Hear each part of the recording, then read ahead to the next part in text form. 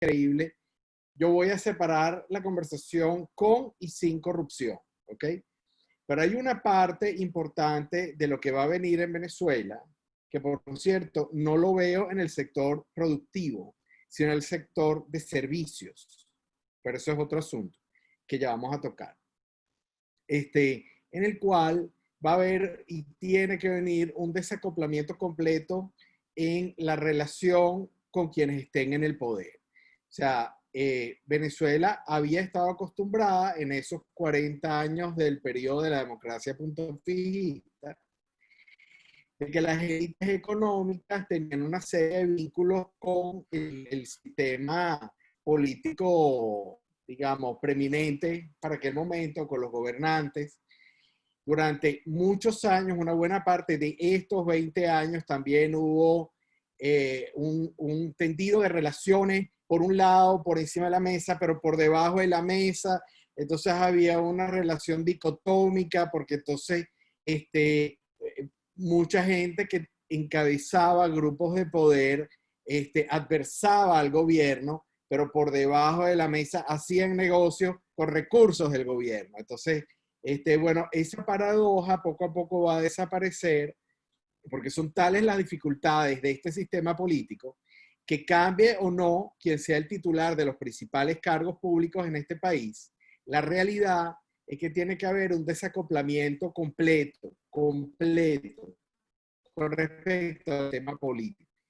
Cuando se llega a eso, Venezuela se va a dar cuenta que su tesoro es su gente, no necesariamente son sus recursos minerales, materiales, etcétera, que yo veo que va a ser cada vez más difícil explotarlos, porque bueno, obviamente nosotros estamos sentados en la reserva de petróleo pesado y extrapesado más grande del mundo, que poco más o menos no es demasiado útil. Y aunque nosotros podamos reactivar las refinerías, que hay que hacerlo, se debe hacer, el tamaño del negocio petrolero va a ser incomparablemente menor en el futuro que el que tenemos ahorita o del que tuvimos en el pasado. Porque el mundo se mueve en otra dirección. El mundo se mueve en la dirección de la tecnología y en la dirección de los servicios. Yo creo que aquí va a venir una época en donde, en primer lugar, el empresario exitoso es como de alguna manera Carlos también lo mencionaba antes que a mí, el que realmente quiere trabajar, no el que quiere ver cuál es el camino más corto para a través, digamos, del negocio, por ejemplo, cambiario, obtener grandes tajadas de dinero con poco esfuerzo.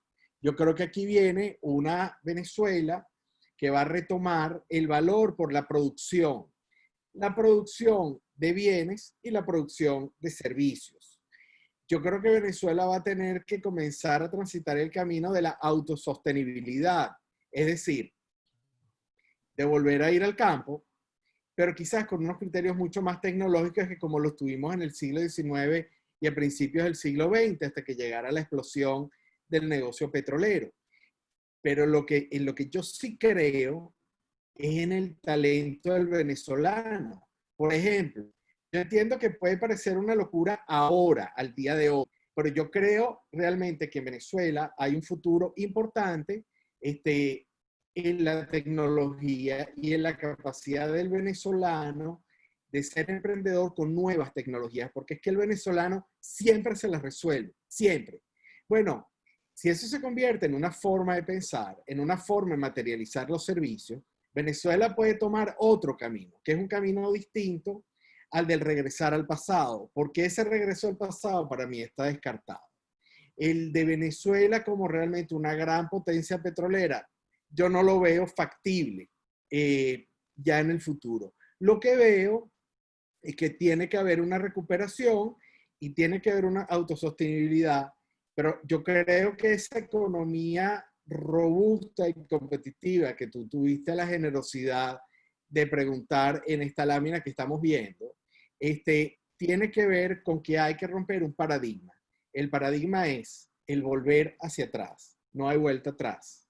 Aunque cambie el sistema político, que puede que sea el deseo de muchos de nosotros, yo hoy estoy aquí más bien desde el punto de vista del lado de negocio, no desde el punto de vista politológico.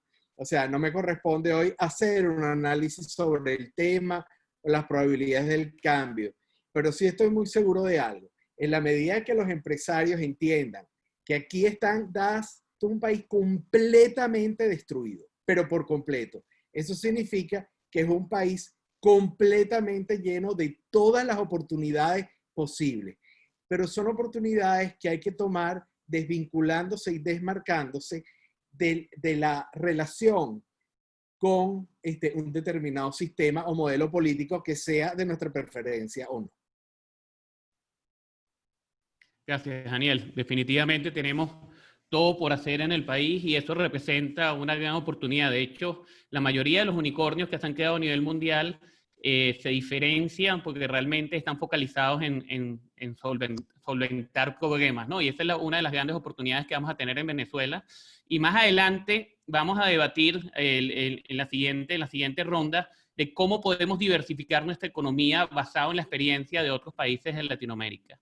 Quiero darle la bienvenida a Ramón Piñango, al profesor Ramón Piñango, para entrar ya en la discusión de la educación, ¿no? Yo creo que todos hemos llegado, y Daniel más lo mencionó entre líneas, a la hora de buscar posiblemente nuestra nueva vocación, posiblemente la nueva vocación de Venezuela sea el talento, ¿ok?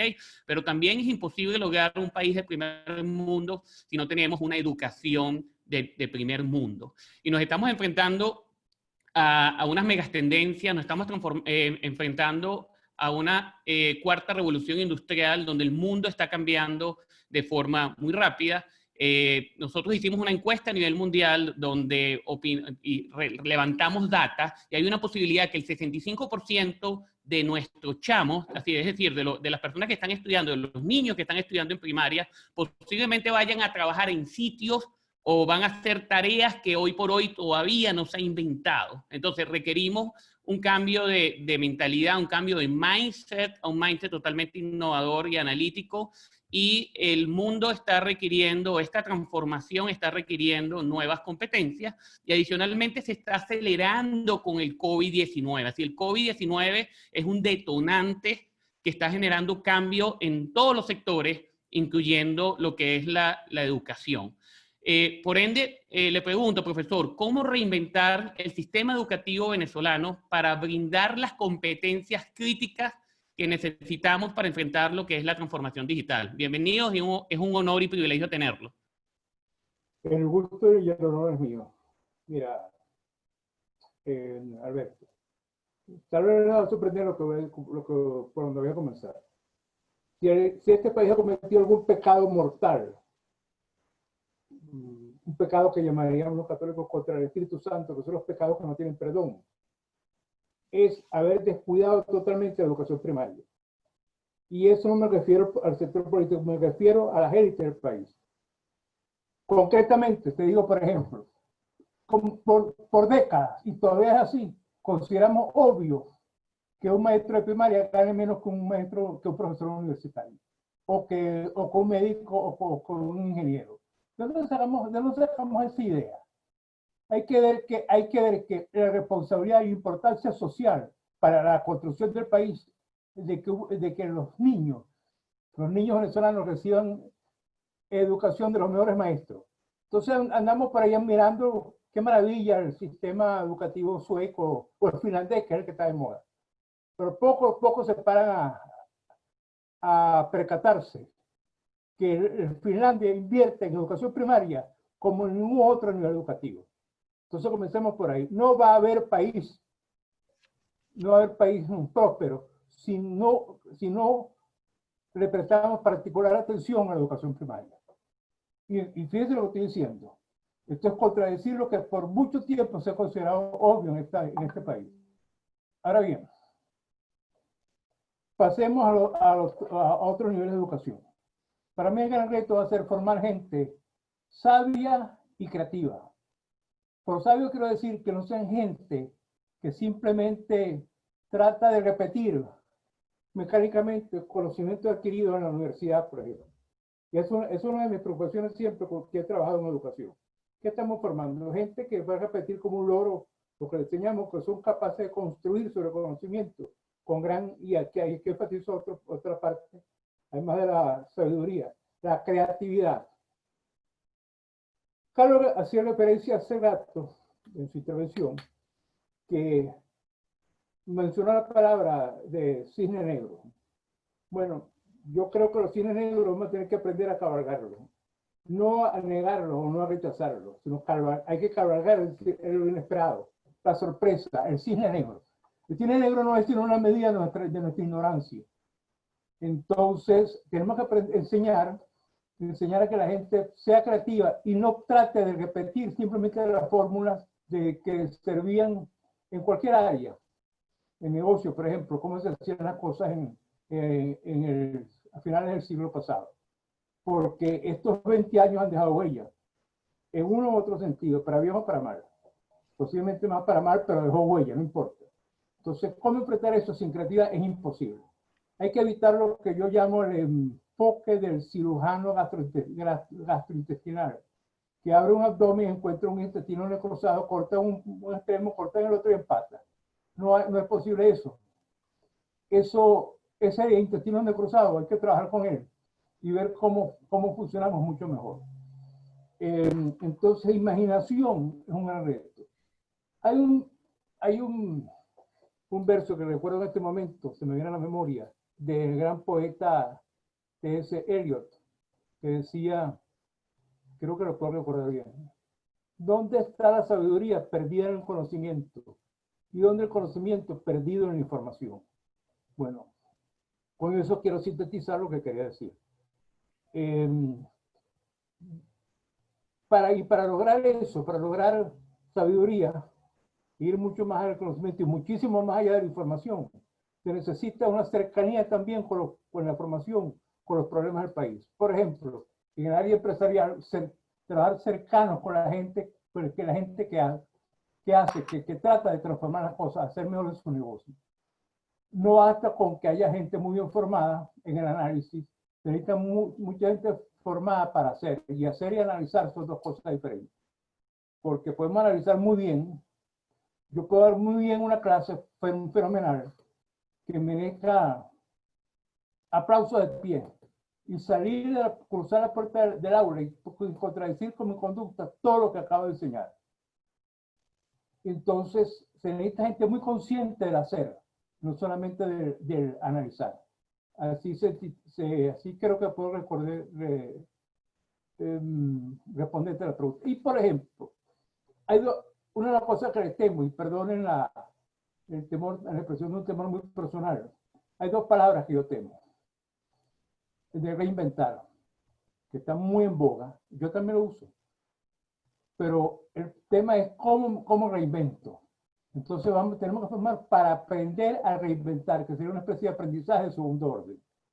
Y eso es lo que nos permitirá enfrentar retos como el de la transformación digital. Esa es mi respuesta, Alberto.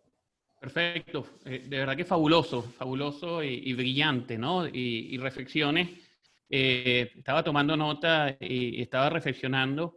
Definitivamente tenemos que, número uno, atrevernos a fallar. Tenemos que focalizarnos en lo que es la capacidad o buscar la forma de generar ideas, ¿no? Yo creo que el gerente más buscado en Venezuela no es aquel que haya estudiado en Baxter, en Harvard, en las universidades más prestigiosas del mundo y en Venezuela, sino aquel que tenga la capacidad de reaccionar, responder y adaptarse. Era el gerente más buscado en los últimos años, ¿no? Ese gerente resiliente. Pero hoy por hoy, como usted menciona, profesor, estamos buscando personas que se atrevan a fallar, que sean capaces de generar ideas y adicionalmente un mensaje clave que usted está diciendo, también personas con valores y también que hagan que los cambios ocurran, ¿no? Entonces una especie de creador, innovador, mezclado con competencias de PMO, de Project Management Operator, de personas que hagan que los cambios ocurran y adicionalmente con valores, ¿no? Así, ser y parecer, ¿no?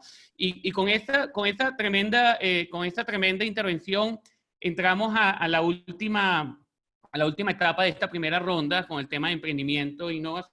de cómo potenciar el emprendimiento en innovación tecnológica. Quiero darle la bienvenida a Gerson, ¿ok? Un emprendedor y una persona sumamente innovadora. De verdad que es un privilegio también tenerte, Gerson. Creo que el tema de transformación digital y cuarta revolución industrial, el tema y también de emprendimiento, creo que es el tema número 1 a nivel mundial. Así todos los CEO a nivel internacional tienen, a nivel mundial, a nivel global, regional y en Venezuela tienen como punto de agenda cómo transformarse desde el punto de vista digital, ¿no? Y transformarse desde el punto de vista digital no únicamente es apalancarse en la tecnología, sino es cómo reinventar lo que es los modelos de negocios, ¿no? Y comento un poco de data, ¿no? De data de encuestas realizadas por EY, ¿no? Aproximadamente el 45% de las compañías Fortune 500 han sido aniquiladas en los últimos 10 o 15 años por no adaptarse o por no transformarse, y se espera que para el año 2030 aproximadamente el 70% de esas compañías Fortune 500 sean nuevas compañías, ¿no? Estamos hablando que cada día sale un nuevo unicornio, más de 176 unicornios recientemente, tenemos más de 5 billones de dispositivos conectados. Se piensa que en el año 2025, 2027, 2 billones de empleos van a ser desplazados por la tecnología. Y definitivamente, viéndolo como país, tuve la oportunidad de estar en un evento de EY Entrepreneurs of the Year, aparte de ley, hace aproximadamente una semana, donde estábamos compitiendo. Esto es básicamente el Oscar empresarial, y veía los competidores de otros países, de aproximadamente 50 países de economías de primer mundo y también de economías emergentes, y cada uno de los proyectos presentados de las empresas estaban transformadas desde el punto de vista digital. Y me hizo hacerme la siguiente pregunta, o la siguiente reflexión. Definitivamente en Venezuela existe un gap desde el punto de vista digital con muchas compañías a nivel internacional, y tarde o temprano la vamos a tener codo a codo para competir, ¿no? Y definitivamente la tecnología va a ser un driver para el cambio de cualquier nación. Gerson, bienvenido, y te pregunto, ¿qué debe hacer Venezuela en el corto y mediano plazo para cerrar esa brecha tecnológica con el resto del mundo?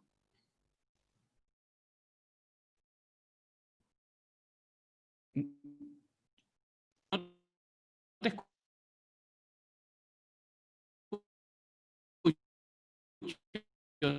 no sé si el resto los pueden escuchar.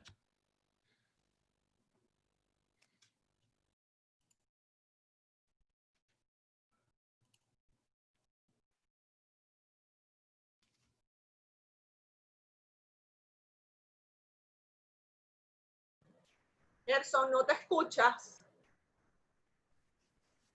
Estás en mute. Gerson, quítale. Ajá. Intenta de nuevo. No. ¿Tú lo escuchas, Alberto? No, no lo escucho. No sé si es que tiene, posiblemente no tenga activo lo que es el micrófono.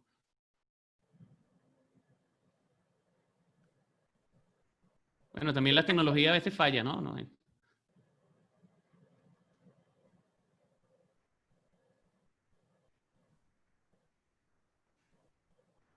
Wow.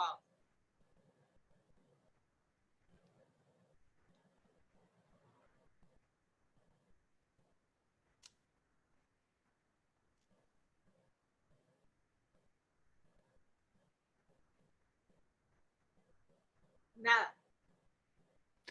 Si quieres, lo que vamos a hacer, voy a pasar con Carlos a la siguiente pregunta y después retomamos a Gerson. Cuando tú nos avisas, Gerson, cuando puedas activar, no sé si de repente te sales y vuelves a entrar, y lo que hacemos en la... Creo que va a ser lo mejor, que te salgas y vuelvas a entrar. Y si tienes otro dispositivo, mejor. Ok, y entonces en la segunda ronda te hago las 2 preguntas al mismo tiempo, ¿les parece? Ok. Bueno, Carlos, vamos a pasar ¿Quieres que te haga la pregunta tecnológica o pasamos a esta pregunta? Vamos a ver. Bueno, Carlos, reflexionando, creo que tenemos que recuperar la confianza del mundo tenemos que recuperar la confianza de proveedores, consumidores, de la imagen país, de lo que es algo que tú hablas muchísimo, la marca hecho en Venezuela. Tenemos que definitivamente, tenemos un reto gigante en el país para recuperar lo que es la capacidad tecnológica, para promover todos los venezolanos lo que es las inversiones, ¿no? Yo creo que si llueve en el país, hoy va a llover para cada uno de nuestros jardines o para cada una de nuestras fincas, ¿no? Y creo que hay un tema definitivamente que es importante, que es el financiamiento, ¿no? Entonces tenemos grandes retos, como lo mencionaba, palabras como competencia, producción, inversiones, financiamiento, educación, tecnología, son componentes de una fórmula de éxito para un país de primer mundo, ¿no? Entonces, en aras de lograr una Venezuela productiva, competitiva, industrializada, que sé que es uno de tus sueños y estoy convencido que vas a ser protagonista en lograr esa Venezuela productiva, competitiva, industrializada, y aprovecho para comentarte en público que eres un modelo a seguir porque sueñas con esa Venezuela competitiva. ¿Cómo podemos arrancar las máquinas? ¿Ok? ¿Cómo podemos no solamente lograr niveles de producción mayores al 70, 80, 90%, sino cómo Venezuela puede producir bienes totalmente diferenciados o prestar servicios diferenciados, competitivos, con tecnología de punta, y posiblemente nuestra nueva vocación sea el conocimiento y el talento, ¿ok? Primero, muchas gracias, Alberto, por la generosidad de tus palabras para conmigo, y eso solamente quizás se debe pues al afecto producto de la amistad. Mira, yo creo que el tema de arrancar las máquinas, el tema de la tecnología, el tema de las mejores prácticas, el tema de la fijación de estándares, etcétera, etcétera, yo creo que es una cosa común para el arranque de las máquinas en todos los países del mundo. Pero yo creo que en el caso de Venezuela, nuestra situación es un poco distinta, y sin caer en engaños voluntaristas, porque no es la idea. Yo creo que el enfoque que debemos tener los empresarios venezolanos para volver a arrancar, los que han estado trancados, y estoy seguro que en estos días que han estado sin trabajar han aprovechado para la reflexión, es un evento es un poco distinto a lo que ha sido. Yo creo que lo primero que tenemos que hacer es a la hora de evaluar el tema de nuestros negocios, nos vamos a encontrar probablemente con una disyuntiva que para mí es un falso dilema, si es cerrar o continuar, porque probablemente para muchos sea más barato cerrar que poder continuar. Y yo en esto creo que una de las cosas fundamentales que debemos tener para el arranque de las actividades y para poder llevar ese nivel de producción de las máquinas que tú señalas en tu pregunta, yo creo que tenemos que fijarnos un propósito superior en nuestras empresas. Y yo creo que tenemos que fijarnos un propósito que en buena medida tenga mucho de un contenido de bien público, de bien común, un sentido de un propósito noble. Y yo creo que en ese factor y en esa posibilidad de conseguir un propósito superior que probablemente sea más allá de la mera producción de riqueza o share de mercado o generación de valor, que es la naturaleza de las empresas, tiene que haber, yo creo que va a jugar un rol muy importante el arraigo, el compromiso con el país, el compromiso con nuestra gente, la conciencia de que podemos estar llegando a niveles ya económicos que pudieran poner, digamos, fin a la manera como tradicionalmente hemos hecho negocio y que termine de imperar en Venezuela los negocios negros y la informalidad, etcétera, y cosas que por supuesto que todos nosotros combatimos. Pero si esto sigue visto y sigue trabajado de esta manera, lo podemos conseguir con esa realidad. Yo creo que solamente si nos ponemos propósitos superiores podemos ir allá. Ahora, yo creo que en este sentido, de este arranque, tenemos que tener una mentalidad, quizás volver a la etapa fundacional de las empresas, a ese espíritu de emprendedor, de cuando se arranca un negocio donde el emprendedor le toca hacer de todas las funciones y donde muchas veces por haber utilizado un activo que teníamos en la casa logramos salvar la producción y a eso no no le pusimos cálculos de costos, ninguna cosa, porque teníamos un objetivo más importante por encima, que era la supervivencia del negocio y poder pasar a niveles superiores. Yo creo que ese espíritu fundacional va a ser muy importante en estos tiempos por venir en las empresas venezolanas. Creo que tenemos que ser propositivos, proactivos. Creo que tenemos que reunirnos entre todos a compartir las experiencias, las frustraciones y las dificultades. Y esa unión entre todos, ese conversar entre todos nos va a ampliar la posibilidad de una verdadera economía colaborativa, que yo creo que va a ser fundamental por el tamaño en el que nos vamos a estar. Necesariamente tenemos que ser audaces. El arrojo muchas veces de decisiones que probablemente no tengan todo el sustento, o tengan todas las probabilidades de éxito, pero que pudieran darnos algunos intangibles importantes. Yo creo que hay que tomar ese camino, un poco de iconoclasta, pues romper un poco de cómo veníamos haciendo las cosas y partir de nuevo a hacer las cosas de una nueva manera. Pero creo que desde el punto de vista económico tiene que ser muy, muy enfocado en la productividad. Y si bien es cierto, en muchos casos la productividad se relaciona con mayores máquinas, con mejores equipos y necesariamente con inversión, yo creo que tenemos que tratar de buscar la productividad en cosas de menos inversión, que es probablemente el diseño de nuevos modelos de negocio, de nuevos modelos de gestión, donde le demos la responsabilidad, el protagonismo en el logro de esa productividad a nuestros colaboradores. Ellos son quienes saben cómo hacerlo mejor. Y si ellos logran vencer la resistencia y ellos logran ser iconoclastas, ellos van a buscar maneras de organizar la producción, de generar la producción de sistemas distintos que le van a permitir mejores ingresos a la compañía, compartidos, por supuesto, con los trabajadores. Por supuesto, vamos a tener un mercado mucho más complejo, no solamente por la caída, que ya hablé de la economía en el anterior, sino que de alguna manera se está perdiendo esa bombona de oxígeno que significó el año pasado las remesas y que nos tenían bastante optimistas para este año, y creo que vamos a enfrentarnos a un perfil de consumidor muy distinto al que tuvimos al final, en el último trimestre del año 2019 y al principio de este año, donde de alguna manera estaban circulando divisas que lograban a cierto nivel de la población mantener consumo. Y creo que ya muy, muy específico tenemos que prepararnos para un mercado de nichos, porque un mercado tan empequeñecido va a haber muchos nichos y todos los van a querer atacar, y tenemos que aprender a competir pues, en esa dimensión. Creo que básicamente va a requerir un compromiso inmenso de su liderazgo y una nueva interpretación de la realidad y el coraje suficiente para diseñar maneras de adaptarnos a esa nueva realidad. Por muy difícil que sea, es lo que creo que estamos muy próximos al despertar, al resurgir de un gigante económico que ha sido golpeado y está, digamos, muy maltratado, pero que tiene todas sus competencias y sus capacidades prácticamente intactas.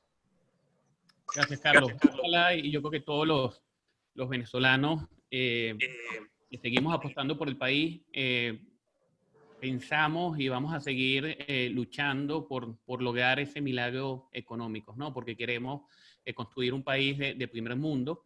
Creo que tenemos que buscar esos mecanismos internos para lograr consenso de una agenda interna a mediano plazo con un propósito auténtico, aspiracional como país. Definitivamente estamos en tiempo de dejar nuestros intereses particulares y trabajar de forma mancomunada por unos intereses comunes, que es simplemente Venezuela, ¿no? Yo creo que eso es sumamente importante, y yo creo que está surgiendo un nuevo liderazgo ético, creativo y visionario que tiene sangre tricolor, ¿no? Y bueno, y creo que todos apostamos a lograr nuevamente ese país de primer mundo que todos soñamos, y esa Venezuela soñada, definitivamente totalmente reinventada, como lo mencionaba Daniel, ¿no? Daniel, nuevamente vamos a esta segunda ronda. Tuve la oportunidad de hace aproximadamente 12 o 14 meses de visitar un par de países latinoamericanos, pero hice mucho énfasis en Perú, ¿no? Estuve una semana en Lima, estuve reunido con algunos exministros, personas que fueron protagonistas en el cambio. Ajá, perdón, ya te escuchamos, Gerson. en Lima, reunido con personas, diferentes protagonistas que fueron, digamos, detonantes de esa economía, y me impresionó que en el año 2002 aproximadamente había únicamente 50 empresas que facturaban más de 100 millones de dólares y que exportaban más de 20 millones de dólares. Hoy por hoy en Perú es una economía donde existen más de 260 empresas que facturan 360 millones de dólares y exportan más de 100 millones de dólares, una economía totalmente diversificada, ¿ok?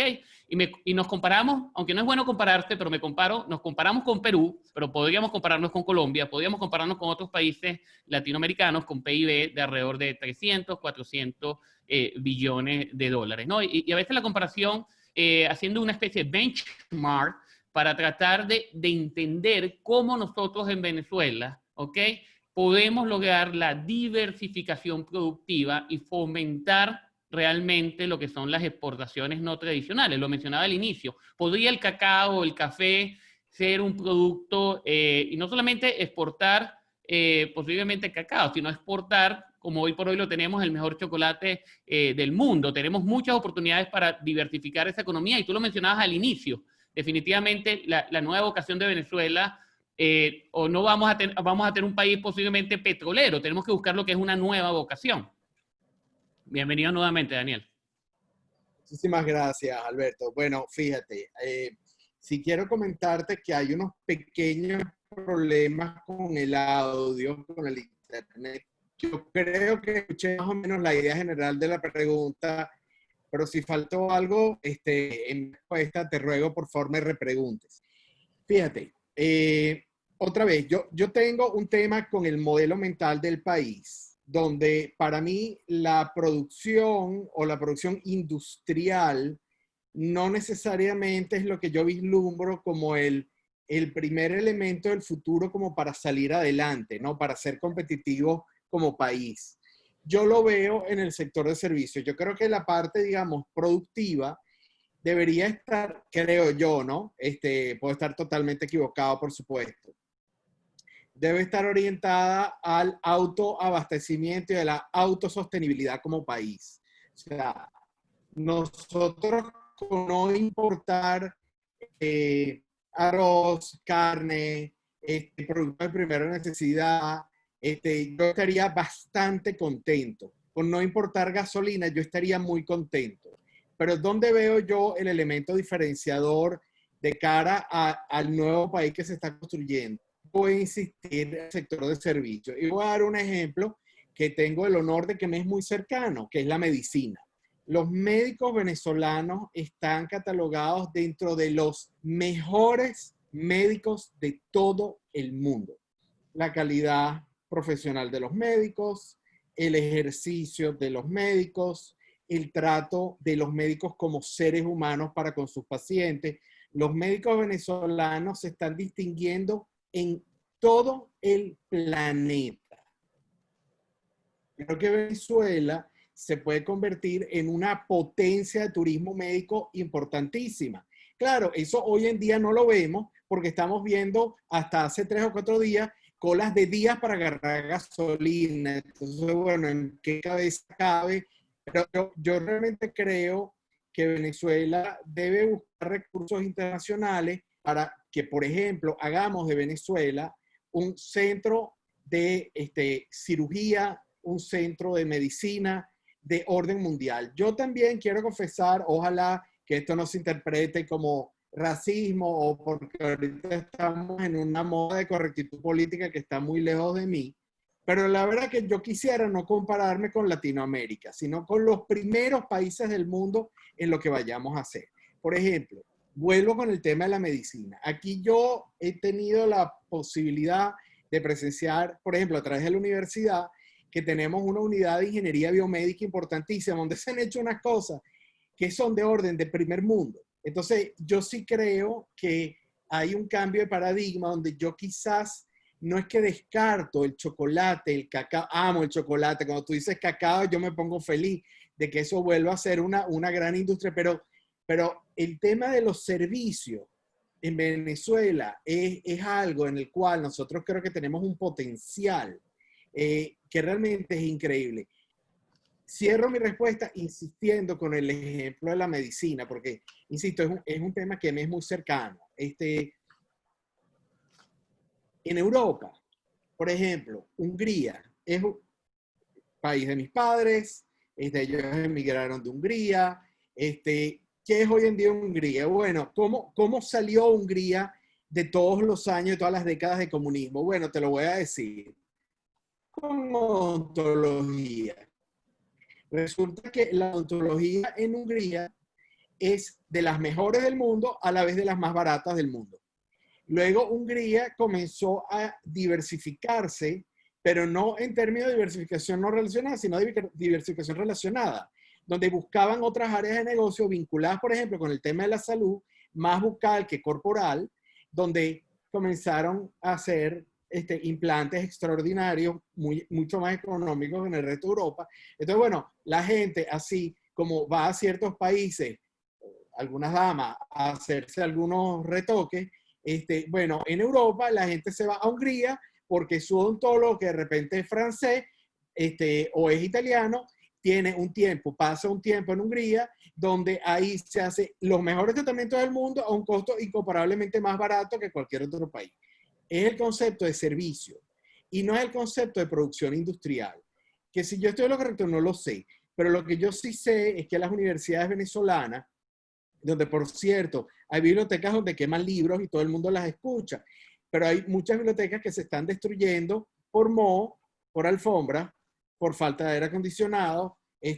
O sea, hay muchas formas en las cuales se están destruyendo las universidades y yo estoy totalmente de acuerdo con el doctor Piñango, a quien me une, digamos, un profundo afecto y además de una gran admiración. Además, era el presidente también del IESA cuando Subdel y yo estudiamos el máster. Bueno, yo creo que las instituciones educativas venezolanas forman profesionales de primer orden en el mundo, independientemente de que se estén quemando libros. ¿Qué significa eso? Que yo creo que hay que invertir en primaria, creo que hay que invertir en educación media, creo que hay que invertir en educación diversificada, y con eso voy a dar pie a lo que va a ser tu próxima pregunta, pero hasta aquí dejo la segunda. Gracias, Daniel. Excelente. Y bueno, creo que dejaste entrever la siguiente pregunta que tenemos para el profesor Ramón. Y definitivamente la educación es un factor crucial para el desarrollo de un país, ¿no? Y debemos estimular la educación en todos los niveles, ¿no? Algo que de alguna manera me ha enseñado una persona bastante especial y es un fanático de la educación en el país, que es Germán Toro, es que un país educado es capaz de remontar cualquier adversidad, ¿no? Y reflexiones adicionales a las preguntas que te voy a hacer, Ramón, es cómo formar ciudadanos participativos, cómo lograr un equipo de alto desempeño y cómo lograr un liderazgo capaz de influenciar positivamente a la sociedad. ¿Ok? Quiero dejarte, digamos, estas reflexiones para hacerte una primera pregunta y después hablar un poco de estas reflexiones. ¿Cómo podemos hoy por hoy en Venezuela masificar y elevar la calidad de la educación pública y privada en el país? Mira, permíteme destacar un punto. El país enfrenta en este momento, y va a ser peor en los próximos años, una necesidad tremenda, como nunca, recursos más escasos. Eso es un hecho. Eso requiere, entre otras cosas, pero entre otras cosas no, ante todo, tenemos que definir prioridades. Cosas que no es grata, porque significa, entre otras cosas, que tengo que decidir entre cosas que son muy importantes, pero que las tengo que postergar. Y porque hay otras cosas todavía mucho más importantes. Y ese ejercicio no es fácil porque entre otras cosas es desgarrador. De saber que algo que quiero, algo que le doy mucha importancia, no tengo el recurso para hacerlo. Entonces, ¿por dónde? Porque tengo otras cosas que compiten en importancia con eso que me duele mucho y que me interesa mucho. Eso es la primera cosa. Y eso no es fácil, eso no es fácil. Eso requiere un diálogo con otros. tremendamente. Eso requiere, entre otras cosas, también un diálogo entre el sector privado y el Estado venezolano. Necesitamos un Estado capaz de dialogar con sinceridad, no para manipular, con el sector privado en el sentido más amplio de la palabra privado, no solamente con empresas, sino también con gremios, sindicatos, etcétera, etcétera, con la academia. Eso es una primera cosa. Porque si no, no va a ser posible enfrentar el reto de tener una mejor educación pública en el país. Y te digo que este país ha hecho un gran esfuerzo por mejorar su educación en otros años, en particular en los años 60 y 70, pero se quedó corto. Evolucionamos y nos fuimos olvidando de ello. Entonces, insisto en esa noción. Carlos, cuando habló, mencionó compromiso. Es una palabra fundamental. Sin compromiso no va a ser posible de ninguna manera enfrentar el reto de establecer prioridades. Sin compromiso con el país, en el cual yo puedo reconocer que hay cosas que no puedo atender, no podemos atender en este momento, y llegamos a un acuerdo de que qué es lo que vamos a hacer, dónde vamos a concentrar los recursos. Eso es fundamental para mí. Y eso es un diálogo que obviamente, como está a la vista de todos, se ha deteriorado, por decirlo menos, en los últimos años. Y por decirlo más, es que no hay diálogo, obviamente, entre el Estado y quienes tienen su mano en el Estado y el sector privado, como he dicho, con un amplio sentido de la palabra.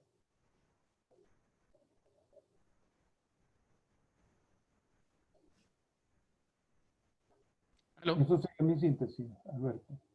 Perfecto, muchas gracias. Y profesor, ¿cómo podemos lograr, digamos, formar esos ciudadanos participativos y adicionalmente ese liderazgo capaz de influenciar positivamente a la sociedad? Disculpe. Perdón, el secreto está ahí en el medio del mensaje, haciéndolo de una manera participativa. ¿Quién era ser? En cómo educo el niño, el joven o el adulto aprenda a participar. Pero no podemos hacer, mira, tú te quedas ahí quieto, calla la boca que yo te voy a enseñar cómo debes participar. Y después entonces tú participas cuando yo te digo y como yo te diga. Con ese tipo de educación no formamos a nadie participativo, sino que tiene que ser hecho de una manera participativa y la gente entonces agarra el mensaje de una manera natural. Pero yo no puedo imponer la participación, porque obviamente, aunque luzca muy bello y muy bonito, no va a ser ninguna participación. Y eso requiere también un educador formado para la participación. Si no es un educador, es poco el trabajo que podemos hacer. Perfecto. Gracias, profesor. Nuevamente un privilegio, un honor tenerlo en este panel. Gerson, ya creo que nos escuchas, ¿verdad?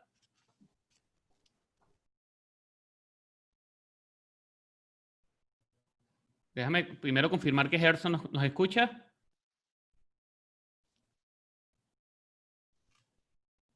Gerson.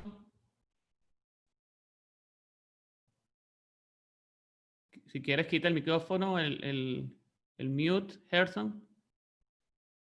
Listo.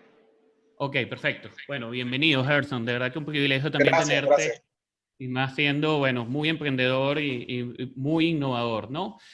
Bueno, ya yo te daba lo que es la introducción de lo que era la primera pregunta. Déjame enfocártela de otra forma, ¿no? Me preocupa muchísimo al momento que tengamos que competir como país y también las empresas venezolanas codo a codo con empresas que ya tienen bastante tiempo trabajando en lo que es el Internet de las cosas, trabajando lo que es la transformación digital, trabajando en temas de robótica, inteligencia artificial y trabajando en temas del blockchain, ¿ok?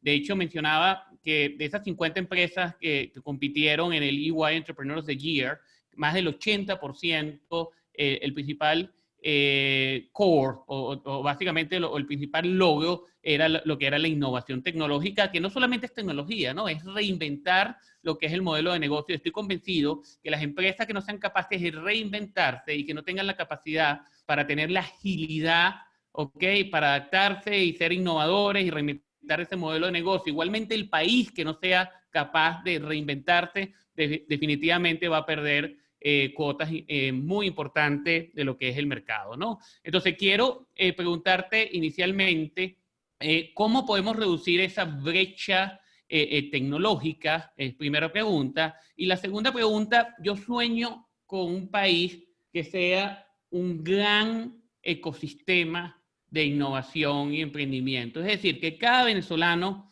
piense como ustedes piensan y hacen ese startup. Cuando están en su startup, cuando están en su emprendimiento, ustedes piensan exactamente igual que el COVID-19 en un crecimiento exponencial de por 10. Así yo creo que después de los venezolanos alinearnos con el propósito, definitivamente ese propósito y trabajar de forma mancomunada y tener un propósito único, aspiracional de un país de primer mundo, tenemos que todos focalizarnos a hacer que los cambios ocurran y focalizarnos con esa mentalidad de generar un crecimiento por 10, ¿ok? Entonces estas son las dos preguntas. ¿Cómo lograr ese ecosistema nacional de emprendimiento e innovación? Y cómo reducir esa brecha tecnológica con nuestros competidores, que realmente nuestros competidores van a ser el resto de los países. Bueno, gracias Alberto, Subdelia, disculpen los inconvenientes aquí tecnológicos que tuvimos. Y bueno, me encanta tu pregunta porque yo soy fanático del emprendimiento y considero que es el área en la que me he especializado toda mi vida, desde hace 15 años que inicié mi carrera profesional. Y yo considero que hoy en día hay métodos para emprender, que ya lo llamo casi teorías científicas porque tienen data, estadística, muchas pruebas, que te permiten tener más probabilidades de tener éxito en tu negocio cuando estás empezando.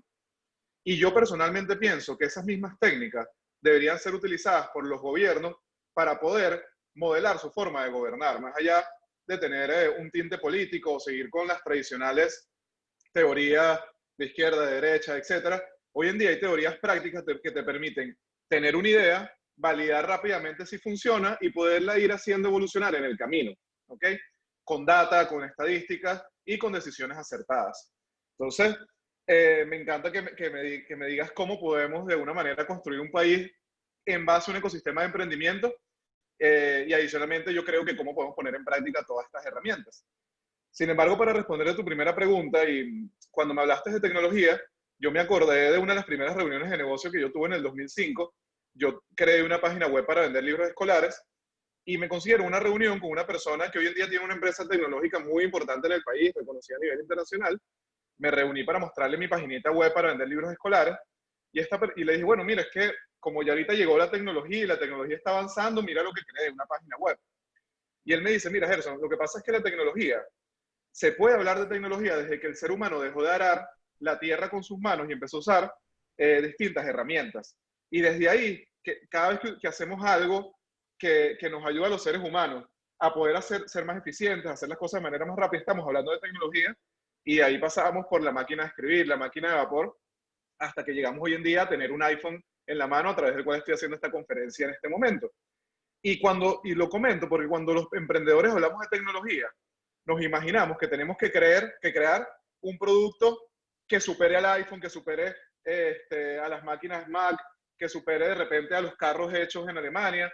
Y de repente cada país tiene sus circunstancias y tiene sus propias necesidades y la tecnología se tiene que adaptar a cada país. Adicionalmente, como bien decía por ahí alguien, el profesor que separa el emprendimiento empresarial del que es corrupto y del que no, yo creo que además tenemos varios tipos de tecnología. La tecnología de comunicación, la tecnología industrial, y yo creo que la tecnología de la que tú me hablas es específicamente la tecnología digital enfocada en comunicación.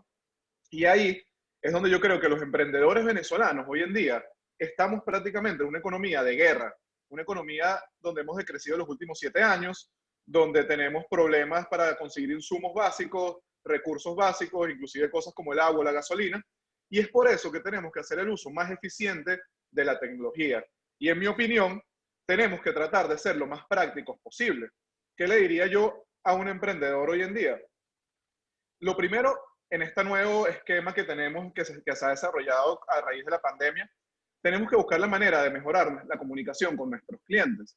Y a veces nos imaginamos que tenemos que implementar un super sistema, un CRM, unas cosas súper complejas, y a lo mejor no hemos empezado por crear nuestra línea de WhatsApp corporativa, descargando nuestro WhatsApp Business, configurando los elementos claves para que las personas sepan a qué hora abre mi negocio, si tengo un email de atención al cliente, mensajes automáticos que le den tranquilidad a nuestro cliente cuando se comunique en la noche y no le podamos responder al momento.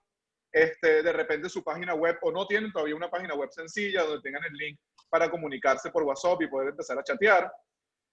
A lo mejor no han todavía desarrollado su canal de delivery, el cual hoy en día ya se han creado una serie de empresas que te permiten y te ayudan a poder hacer llegar tus productos hasta las personas, y a lo mejor todavía no han comunicado a través de sus redes sociales o distintas herramientas cómo pueden o cómo que están haciendo ellos para mejorar las medidas sanitarias al momento de entregar su producto. Entonces, yo creo que hoy en día de repente pensar en cerrar la brecha tecnológica y tener industrias al nivel de las que tenemos en Estados Unidos, en México o en otros países cercanos, o inclusive desarrollar a lo mejor medios de pagos como lo hay en Colombia para el e-commerce, donde básicamente ya con tu número de cédula y una validación cruzada contra tu teléfono puedes hacer un pago en una página web, o con tu huella digital prácticamente puedes pagar en muchísimos lugares.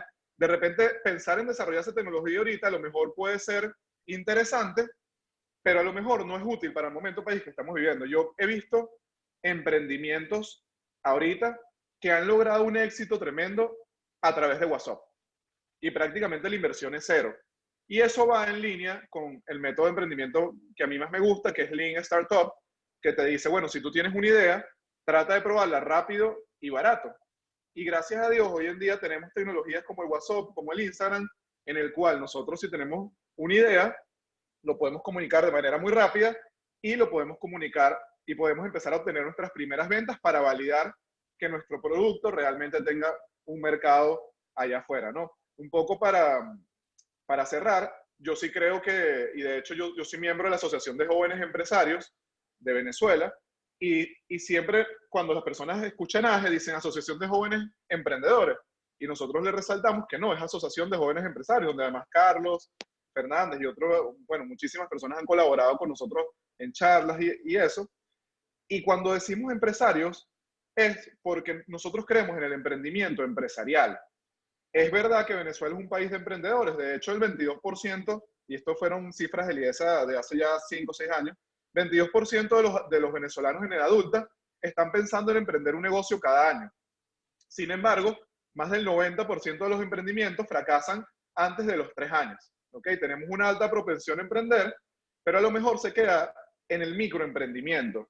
Arrancamos una fábrica de pan en nuestra casa, pero a lo mejor no tenemos proyectado que en un momento tenemos que contratar personas, desarrollar de repente una cadena de producción, empezar a legalizarnos, tener todos los permisos sanitarios, sino que a lo mejor estamos produciendo para comer, para mantenernos, y obviamente llega un momento donde a lo mejor el emprendedor se cansa o tiene una enfermedad o lo que sea, y el emprendimiento muere. Entonces, yo sí creo que tenemos que pensar en el emprendimiento empresarial, ese que genera empleo, que genera futuro, que en consecuencia genera país, pero yo creo que por la economía tan pequeña que tenemos hoy en día tenemos que ser muy prácticos y tratar de utilizar la tecnología que ya tenemos a nuestra disposición para optimizar procesos de atención al cliente y enfocarnos en generar ventas que se adapten a nuestro público, que hoy en día además ha visto mermada su capacidad de consumo y tiene necesidades muy distintas que yo creo que hay que preguntarles y entender.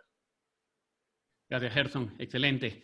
De hecho, ayer tuve la oportunidad de participar en un foro donde había una persona bastante emblemática de del Silicon Valley, y él decía que en Sudamérica, era un foro focalizado en Sudamérica, que es el sitio donde debemos estar, ¿no? Porque estas personas que son creadores de unicornios o son creadores de tecnología o son sumamente disruptivos, buscan generalmente países o buscan situaciones para solventar o solucionar problemas, ¿no? En los sitios donde no hay que solucionar problemas, definitivamente es difícil crear, como tú mencionas, una solución diferenciada que definitivamente tenga éxito, ¿no? Entonces, definitivamente en Venezuela tenemos todo por hacer. Él nos recomendaba, hay economías que han invertido billones de dólares en research and development, en todo lo que es estudio de innovación, de tecnología, que simplemente lo que hay que hacer, la rueda ya está inventada, tratar de tomar estas mejores tecnologías en algunos casos y adaptarlas o mejorarlas, ¿no? Igualmente nosotros como lo mencionábamos, lo discutíamos con el profesor, es importante esa capacidad de generación de ideas del venezolano, porque posiblemente el talento vaya a ser la nueva vocación de Venezuela. Bueno, ya para prácticamente cerrar, vamos a una última ronda con una pregunta única para cada uno de los panelistas, ¿ok? Y tiene lo que es la reflexión de por qué nosotros seguimos apostando por Venezuela, ¿no? Definitivamente hay una razón totalmente, vamos a decirlo así, cuantitativa, si el costo de mantener nuestras operaciones es mucho menor al costo de salir o volver a entrar, pero hay una parte que creo que es lo más fundamental que nos une a todos nosotros como líderes empresariales es, bueno, estamos en tiempo de trascender, estamos en tiempo definitivamente de ser responsables en formar a los líderes empresariales del mañana. Estamos en tiempo de cada uno de nosotros dejar su huella y crear un legado por esas generaciones, ¿no? Te escucho, Gerson, que eres el más joven del panel, y cómo vamos a salir de Venezuela y vamos definitivamente a dejar a todos los jóvenes, a todos los estudiantes de primaria, a nuestros hijos, nuestros nietos. Creo que tenemos que seguir luchando por ese sueño de construir un país de primer mundo y definitivamente lograr ese milagro venezolano, ¿no?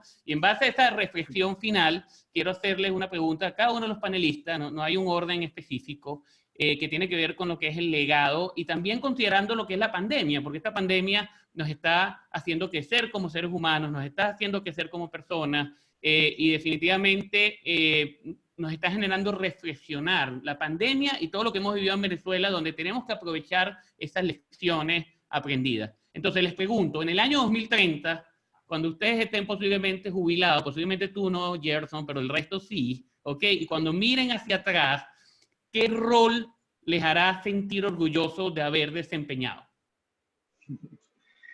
Bueno, Alberto, yo siempre me he considerado un soñador y yo siempre he dicho que si uno es capaz de imaginarse algo, hay opciones, ¿no? Eres capaz, probablemente a lo mejor lo puedes lograr o a lo mejor no se da, pero si no eres capaz de imaginarlo, definitivamente no se va a lograr. Entonces yo creo que esto que estamos haciendo aquí hoy y todo lo que tú nos has comentado y lo que hace Subdelia día a día de invitarnos a imaginar un mejor país, siempre es el primer paso. Yo en realidad creo que el cambio ya empezó hace tiempo. O sea, yo vengo de una Venezuela y yo tuve la oportunidad de estudiar en la Universidad Metropolitana, donde veía compañeros que no tenían como que un arraigo por el país, a lo mejor los valores que yo mismo me pude encontrar en la universidad eran valores con los que no comulgo y no me parecían correctos. Y creo que con la crisis tan fuerte que hemos vivido en los últimos años, las personas que aún están acá luchando son personas que realmente sienten un amor y un significado en lo que hacen día a día. O sea, más allá de crear una empresa, de crear un producto, escuchamos un sentir común, que es que, bueno, que estoy creando país. Y yo creo que ese cambio de mentalidad es un primer paso para poder tener ese país que esas personas de trabajo imaginan.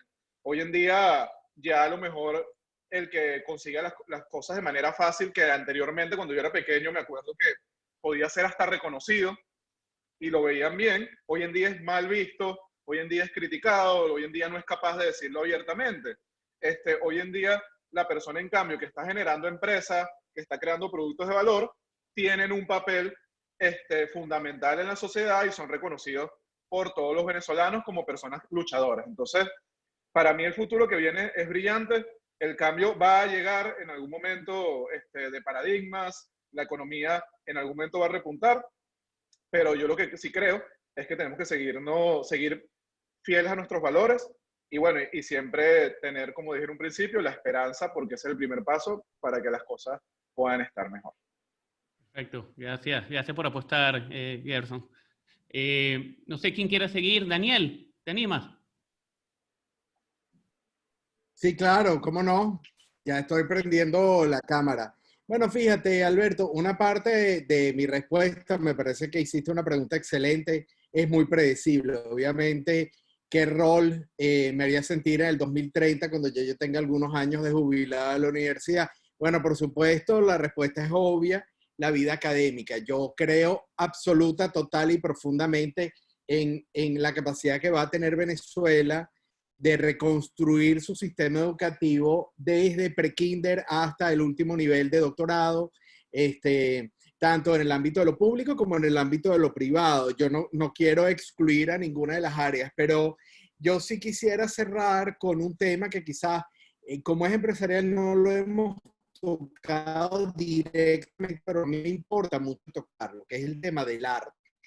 Para mí, el que un país se desarrolle a medida que se va desarrollando requiere cada vez más arte. Y yo creo que el arte es además, el caso venezolano, que hemos producido pintores excepcionales, escultores, pero sobre todo músicos increíbles. Bueno, yo sí creo que hay una verdadera posibilidad de hacer un gran negocio en Venezuela, de que Venezuela vuelva a ser un polo de atracción, de inversión artística. Y yo creo mucho en eso. Tenemos uno de los teatros con las mejores acústicas del mundo, que es el Teresa Carreño. Tenemos una infraestructura cultural que hoy en día puede que esté mal empleada, mal posicionada, no tenga inversión, pero sí quiero rescatar que mientras también hacemos academia y también hacemos empresa, creo que es totalmente indispensable también pensar en términos de que podemos ser una potencia artística, tenemos todo para hacerlo y hemos tenido además personas que nos han precedido, que nos han dejado unas lecciones increíbles e imborrables. Yo creo que el desarrollo tiene que venir combinando las ciencias, las artes, los negocios, la humanidad, para de alguna manera crear un nuevo país donde podamos ser un centro de admiración del mundo entero, no en una sola área, sino en todas. Muchas gracias. Gracias, Daniel. La verdad que un privilegio y un honor tenerte. Profesor Ramón. Ajá. Mira, voy a ser muy sincero, incluso voy a hablar de ustedes también. En mi caso, que tengo un poquito más años que todos ustedes, no juntos, sino que cada uno, es que yo he invertido toda mi vida en este país y no voy en mis últimos años entonces a parar la inversión. Tengo que seguir y quiero seguir. Eso significa, eso tiene que ver con la palabra inicial que lo dijo Carlos, del compromiso que uno siente. Además, comparto con ustedes un rasgo importante. Daniel, Gerson, Carlos Fernández y Alberto y Ramón Piñango somos pendejos. ¿No se han dado cuenta? Somos pendejos.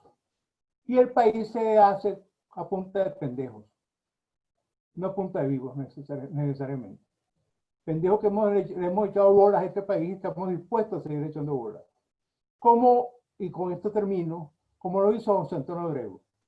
Cuando José Antonio Abreu comenzó en los años 70 a crear, a pensar y comenzó con las primeras orquestas juveniles, infantiles, muy poca gente creía en él. Un famoso escritor, que no voy a mencionar por razones obvias, que escribió en su columna en el Nacional, desafinan, maestro, usted no se da cuenta que desafinan. Usted no se da cuenta que estos muchachos no están para interpretar a Beethoven o a Mahler. Eso lo puede hacer una orquesta sinfónica europea, otra vez la Sinfónica de Chicago. Nosotros lo que podemos hacer es producir un bisquel, como hicieron los criollitos, pero jamás podemos tener una buena orquesta sinfónica. Abreu es un gran pendejo, y gracias a Dios que lo fue. Y creyó en este país, creyó que esos jóvenes y carajitos del país podían tocar bien, y lo logró. Y eso es un modelo fundamental que tenemos que seguir. Creer en el país, comprometernos y creer que podemos, porque la profesión autocumplida funciona. Si creemos que podemos, vamos a poder. Si creemos que no vamos a poder, no vamos a poder, ni en lo personal, ni en lo grupal, ni en lo nacional. Ese sería mi mensaje final. Muchas gracias, profesor. Inspirador. Carlos Fernández.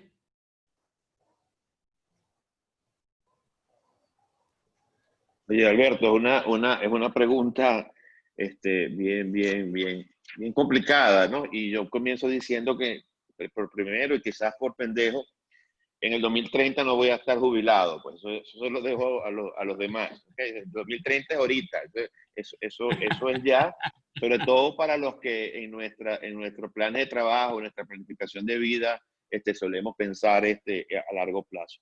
Pero contestando la pregunta, mire, yo voy a estar orgulloso cuando miremos hacia atrás de algunos roles. Yo creo que uno de los roles que más orgulloso de hacer sentir es el rol de testigo. he sido testigo de la transformación impresionante humana de un grupo de colaboradores en las empresas que decidieron transformar su modelo de gestión, básicamente porque se convencieron de que tenían que tomar el diseño de su futuro y que el futuro dependía de ellos, de su trabajo, y lo tomaron desde el punto de vista de la productividad, del compromiso y de la responsabilidad. Y haber sido testigo de esa transformación humana me hizo afianzarme más en otra cosa que yo creo que he sido testigo, que es, yo creo que voy a ser testigo observador, más que testigo observador, del cambio de la mentalidad del venezolano. Yo creo que Venezuela está saliendo de su mentalidad rentista y va camino a una venezolanidad productiva, donde quizás los valores liberales se vuelvan a imponer y volvamos a la Venezuela del trabajo, del esfuerzo, del ahorro y por supuesto de la libertad. Y personalmente, estaré, siempre creo que tendré orgullo especial de haber quizás contribuido o tomado partido en el rol de construir una nueva narrativa en los años más oscuros de Venezuela, en principios del siglo XXI.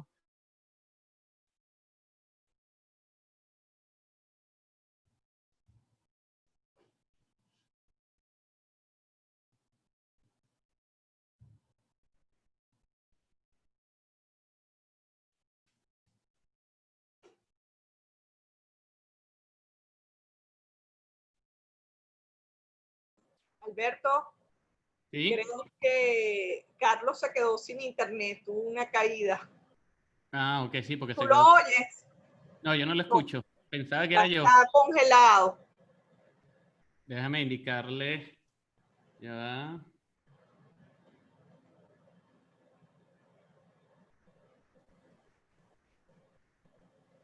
Bueno, Ya debe regresar. sí. Vamos a ver si entra. Sí, ha habido muchos problemas en Valencia, particularmente con el internet de la mañana. Ha sido difícil. Pero bueno, contra viento y marea aquí estamos. Sí. Neosudelia. Adelante, entró Ramón. Actívate mientras que llega Carlos. Adelante. ¿Quién? ¿Que me active yo? Activa tu video mientras que llega Carlos. Activado. Ajá. ¿Y ahora qué hago? Hablo. No, lo que te iba a decir echándote broma es que Carlos no se congeló. Se congeló la imagen, pero no él. Bueno, Sudelia, yo voy a ir cerrando y después si Carlos entra le doy Mira, el esta es Sudelia, otra pendeja más. Otra más de los que creemos en Venezuela y apostamos a mucho orgullo. A mucho orgullo. Esa pregunta tuya, Alberto, sí, yo me voy a sentir bien orgullosa de haber apostado a este país y siento que formo parte de un ejército de gente que estamos remando, que estamos teniendo proyección de futuro, porque aquí hay un equipo de gente, en este panel, un equipo de gente maravillosa y de verdad que agradecida a la vida de compartir estas lides con ustedes. Entonces, nosotros vamos a tener que echar un cuento interesante a nuestros nietos, estoy segura de eso. Bueno, voy a ir cerrando y si Carlos entra, le damos el cierre a él. Sí, yo creo que durante esta hora y media hemos compartido reflexiones que nos van a animar a seguir adelante y es muy importante que todas las personas que estén... Llegó Carlos. Adelante, Carlos. Ay, no sé a dónde quedé, porque de repente me desconecté. Yo me voy a desactivar hasta el final. Aquí, vamos a quitarle espacio. Carlos, si quieres comienza de nuevo el desarrollo, no hay problema, Carlos. Ok, bueno, básicamente pues quería decir, bueno, yo creo que hay muchas cosas, por supuesto, repetir primero que en el 2030 seguiremos activos, por supuesto. Varios roles que digamos que nos ha tocado participar, de los cuales, por supuesto, nos vamos a sentir orgullosos. El primero, decía, es haber sido testigo de la transformación impresionante de un grupo de colaboradores que decidieron tomar el control de su destino, el control de su vida, dejar de depender y de creer que la solución de sus problemas los tenían otros, y tomaron esa decisión planteándonos nuevos modelos de gestión, nuevos modelos de organización, y los plantearon tomando el punto de vista no solamente de la productividad, sino de un inmenso sentido de responsabilidad. Siempre estaré orgulloso de haber sido pues testigo de eso. En segundo lugar, yo creo que un rol que ha sido el de observador de cómo se está transformando la sociedad venezolana. Tengo toda la esperanza de que se está acabando probablemente la renta, y creo que también se está acabando el rentismo en la manera de ser de los venezolanos. Veo venir una Venezuela enfocada en la productividad, en el trabajo, en el esfuerzo, quizás en lo más profundo de los valores liberales que dieron esencia a la fundación de la República en 1830, que orientaron, que han orientado el país en sus momentos quizás más gestorales. Y quizás otra cosa de la que me sentiré orgulloso es haber compartido el rol de difusor de una nueva narrativa, de una narrativa de lo posible, una narrativa de lo constructivo, una narrativa de lo afirmativo venezolano en los momentos más oscuros del siglo XXI, de lo que va del siglo XXI. Salimos pues a vender las bondades de que era necesario y era posible en Venezuela soñar, dibujar sueños, salir juntos a construirlos y hacer todo lo posible para hacerlo realidad. Soy de los que creo que si nos inspiramos en esa narrativa de lo posible, si nos inspiramos en esa muestra histórica de lo que hicimos, estoy seguro que vamos a llevar al país a ocupar otra vez una posición de vanguardia en el concierto de las naciones. De esos tres roles, creo que me sentiré orgulloso el día que miramos la vuelta atrás, y por supuesto aspiro que al final de ver esos roles, pues tenga también la satisfacción de haber sido un buen ciudadano. Gracias, Carlos. Muy motivador. Qué bueno que te volviste a conectar, ¿no? Bueno, durante esta... Sí, adelante, profesor. Quisiera agregar algo brevísimo, ¿puedo? Claro, por favor. Un privilegio. No, lo que quería añadir es simplemente algo muy personal. Yo soy una persona que debe mucho al país. Yo soy de una generación que mi padre como persona de clase media me pudo pagar mis estudios en la Católica, pero no me pudo pagar ni mi maestría ni mi doctorado afuera. Pero yo recibí apoyo del país para ambas cosas. Y eso es deuda. Deuda contraída que la aproveché, pero no, repito, no tanto porque mi talento, yo no me pongo talento, no me quito talento, pero tampoco me pongo.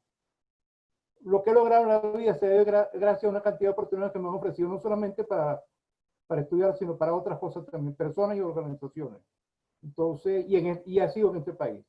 Entonces, ahí por lo menos ahí tengo que tener una dosis de agradecimiento, que no lo hago forzado, porque lo hago con muchísimo gusto y con mucho cariño, con mucho compromiso.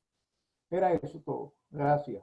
Gracias, profesor, y gracias por todo lo que le ha brindado al país. Usted es un modelo a seguir, ¿ok? Bueno, durante esta hora y media hemos compartido reflexiones que nos van a animar o nos animarán a seguir adelante, y es muy importante que nuestro rol como líderes sea divulgarlas para seguir construyendo esperanzas. Es muy importante construir esperanza en Venezuela a todo nivel, en las universidades, en los colegios, en la sociedad civil. Tenemos que activarnos como miembros y como protagonistas de la sociedad civil. Adicionalmente, y algo que he aprendido de muchos líderes empresariales, es que el destino no existe. Debemos construirlo nosotros mismos y enseñarle el camino al resto de los venezolanos. Mucha gente podrá salir de Venezuela, pero definitivamente Venezuela nunca podrá salir de la gente. Aprovechemos lo mejor de cada uno de nosotros y definitivamente vamos a salir fortalecidos. No olviden, los venezolanos somos imparables. Hoy en este evento del World Trade Center Day. Quiero agradecerle a Sudelia y al World Trade Center por la invitación. Yo creo que es un evento fantástico donde se celebra el espíritu empresarial. Los venezolanos tenemos pasión, tenacidad, audacia y perseverancia. Es tiempo de liderazgo, tiempo de trascender. Y de parte, bueno, de EY, gracias por su pasión, compromiso. Sigamos luchando. Hoy o cada día me siento más orgulloso de ser venezolano. No nos rindamos y sigamos adelante y disfruten el resto del World Trade Center Day. Muchas gracias.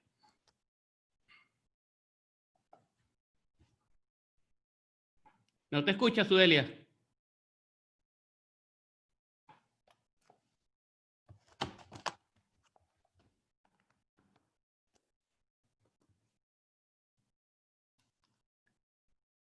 Sudelia, estás en mute.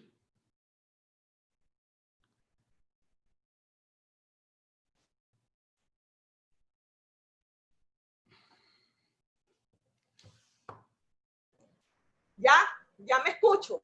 Sí, tienes que... Ahora Ajá, sí. adelante. No, bueno, te decía que muchísimas gracias por esas hermosas palabras de cierre. De verdad que me sumo a lo que has mencionado y rescato de las palabras del doctor Piñango el tema del agradecimiento. Creo que el país nos los ha dado todo y más, y este es un momento para estar allí, para estar presente, para luchar y para mandar un mensaje de que sí hay futuro, de que Venezuela se va a rescatar, que hay todo un mar de oportunidades, un país con todo por hacerlo con la maravilla, los consultores lo sabemos, de hacer de la creación para proyectarnos a un país mejor, lleno de jóvenes que crean, que son emprendedores. Quisiera pedirle a nuestro panel de lujo que hemos tenido hoy,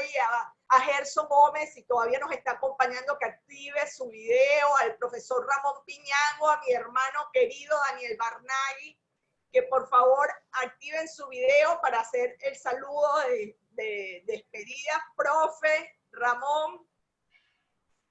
Bueno, hemos estado, esto es Venezuela, ¿no? Todo este día con problemas de internet, todo, pero aquí vamos, con muchísima resiliencia. Es posible que Gerson también haya salido por lo mismo. Bueno, darles las gracias en nombre de World Trade Center, darles las gracias por este panel maravilloso, por todo este compartir y decirles, bueno, gracias por contar con ustedes y seguimos adelante. Agradecida. Bueno, gracias a ti, Sudelia. Saludos. Gracias, Alberto. Chao. Agradecido. Nos despedimos entonces. Muchísimas gracias. A ustedes. Gracias por la iniciativa, Subdelia, y la invitación. Gracias. Feliz día a todos.